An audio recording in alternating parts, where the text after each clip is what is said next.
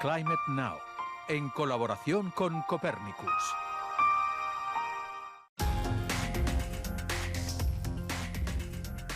Hello and welcome to Climate Now, here from the Sanssouci Palace and Gardens in Potsdam, Germany, a World Heritage Site that's increasingly threatened by climate change. Heat waves, droughts and heavy rain are all taking their toll on this 300-year-old landscape. So can it survive for the next 300 years? Well, that's our story coming up, but first the latest data from the Copernicus Climate Change Service.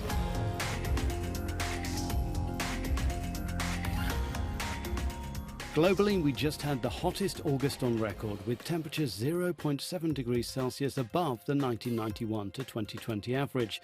It was also the hottest season from June to August on record. August saw heat waves in Portugal, Italy, France, North Africa and across the central and southern United States. The heat waves hit the oceans too. The lines on this graph show daily global sea surface temperatures every year. Since the early 80s, there's a marked rise.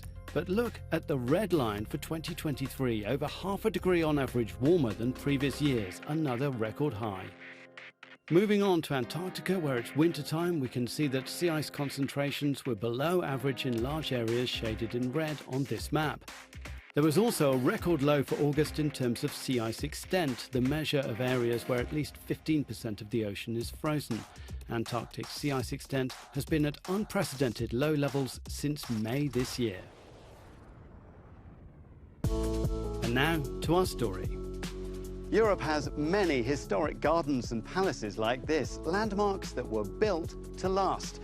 But can they survive in the face of accelerating climate change?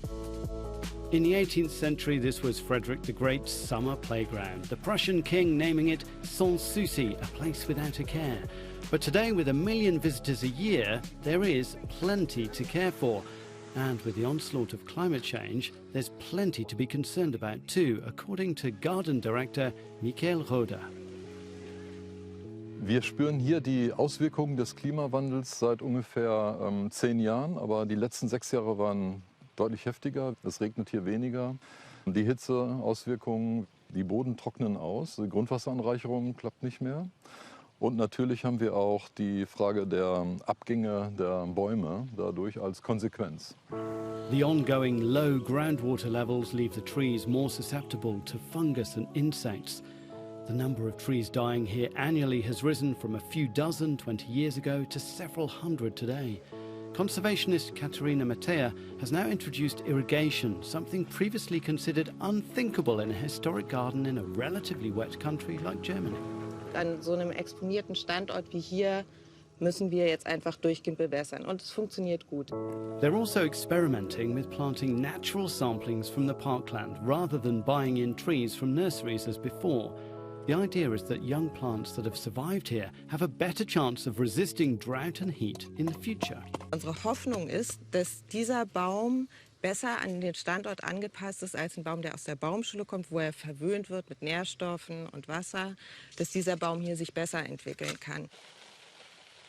Some of the Sanssouci palaces are now suffering from more extreme weather, particularly high humidity that damages furniture and wall coverings, according to conservationist Katrin Lange.